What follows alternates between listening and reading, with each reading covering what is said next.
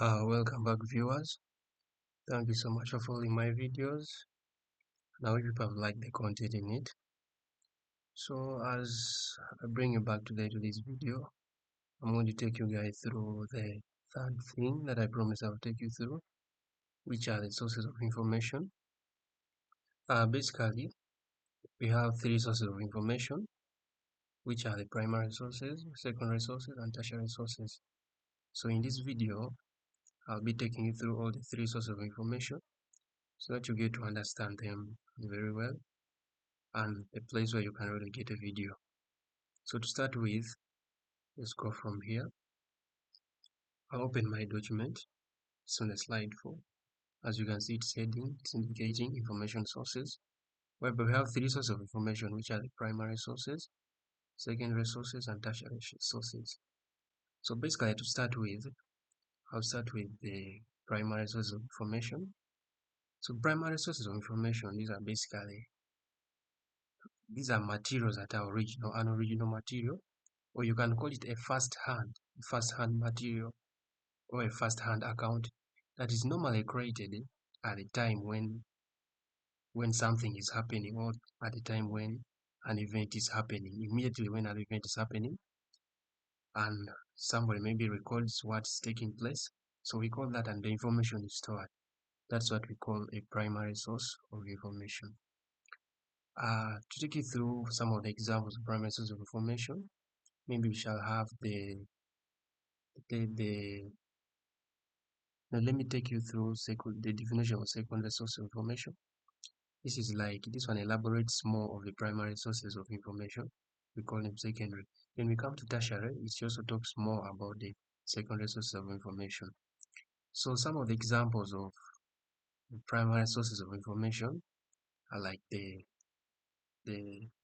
books, or it's basically something that you use to take a first-hand document. So we shall take this happening. So this is secondary sources of information. It takes like analyzing or interpreting and commenting on the primary source, which are examples of books, textbooks, and others. So tertiary sources of information, it also elaborates more on the secondary sources of information. So tertiary sources of information, basically, it's a material and talks more on the discipline and how you can use it to gain, to prove out some information that you made after research. So primary sources of information that I told you, these are first-hand materials or accounts created at the time when an event is happening. That's a primary source of information. It's quite different from secondary and also the tertiary source of information. So examples of the primary source of information, it can be the diaries, the letters, the speeches. It's basically something original. Maybe a speech, for example, a speech when somebody is, it is maybe a video is taken when somebody is delivering a speech. That one is done when an event is happening. The speech is being given out, is being said by a person. So that's a primary source of information. Books, diaries, and speeches like that. So the other source of information is the secondary source of information, which is basically it analyzes more on the primary source of information. And examples are the books, basically scholastic material, the books like that, textbooks, biographies, and many others. So tertiary also elaborates more on the secondary source of information. So right now I'm going to take you through we'll go back to primary source of information, the importance of the discipline. So I'll begin with the history, whereby primary source of information help in historical research, like when you're given a research to make. It helps you to make research, and finally you reflect back to that source. It gives you that it helps you form out a research for the primary source. So I'll take you through nothing which is the literature. This one basically talks of it's categorized with written documents, or you can call them scholars, primary, such as the original textbooks, letters like that is being delivered. It also goes more to the cultural context and other techniques are involved there. Then the next is science. it's used in scientific research. Scientific research, maybe in laboratories, results are taken in laboratories. Let me give an example of maybe a chemistry practical is being taken, maybe a titration, and results are obtained and put in form of a table. That's basically it. That's where the role that plays in the science part, like getting scientific research in laboratory digits or results like that. So in social sciences, to talk about social science, primary sources are also it's that part of social sciences. The materials including like interviews, surveys, case studies, and also field tours like that. That's where it plays a part in the social science. So we go to secondary sources of information, whereby I'll define it as it analyzes, so that's what you call analyzing, and interpreting, also commenting more on the primary source of information, whereby these may include books, textbooks, biographies, and many others. So I'll talk about example, the importance of discipline also in the secondary sources of information. Still, it is the same as they are also the same as primary sources, which includes the history, literature, sciences, or social sciences like that. But now they differ in the explanation.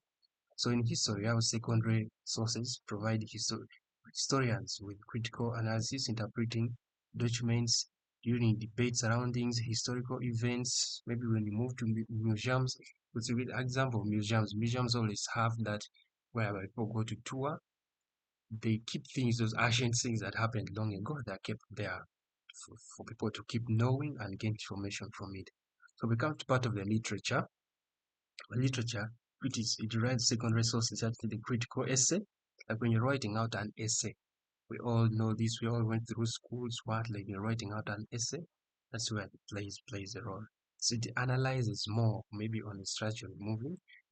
I write out an essay. That's where secondary source analyze, and this is in form of a written document, maybe a book like that.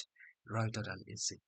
So when you go to science in secondary school, science include like the articles, textbooks, and so they play a crucial role in like disseminating scientific knowledge, disseminating, maybe analyzing scientific knowledge to reach people's understanding.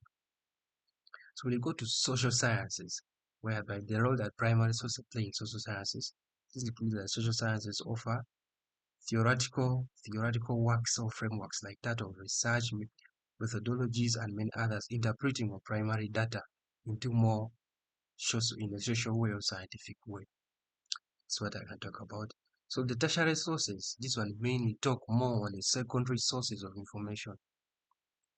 Maybe let me take an example of an essay. When you've written out an essay, so the tertiary sources tells you more on how to understand and use that essay when you want to use it to create some other thing or to do a research on a document somewhere. That's where the tertiary sources will play a role. They analyze more about the secondary source of information. We say, like and say, it elaborates more about the content that is put in the secondary source of information. So those are basically the three sources of information: we have primary sources, secondary sources, and tertiary sources. So in this video, I've taken you all through the importance of disciplining all these sources of information and many others. So I still have more videos. I want you to keep following for more, and I hope people really like the content. Don't forget to subscribe, like, and always comment on my videos. Comment on these videos.